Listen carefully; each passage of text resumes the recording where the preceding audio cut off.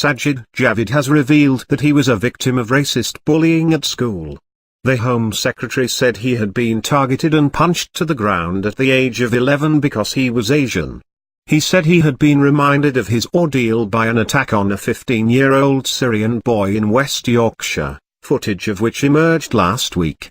"Obviously I hated it and I thought how that young boy must feel," Mr. Javid told BBC Radio 4's Today programme. "Those memories flooded back for me." Video images of the Syrian refugee, identified in newspaper reports as Jamal, being pushed to the ground and having water poured in his face in a school playground were widely shared on social media.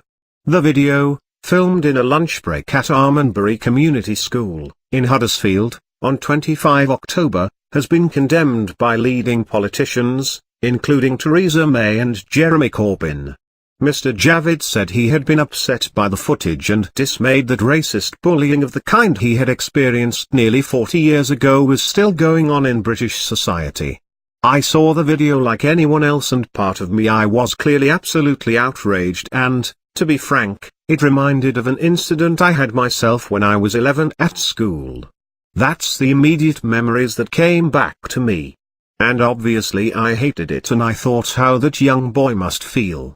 He said his first reaction to the attack had been, how can this kind of thing still be going on in our country? He said.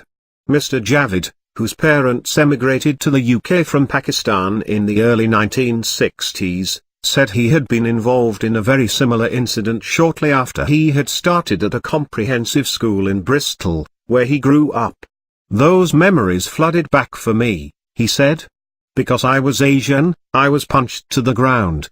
An online fundraising page set up to help the 15-year-old boy and his family has so far raised more than £50,000.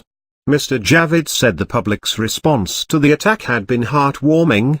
He said he had written to the boy's family to express his sympathy and hoped to arrange a meeting in future. A 16-year-old older boy is to be charged with assault in connection with the incident. The boy, who cannot be named for legal reasons, will appear at youth court in due course.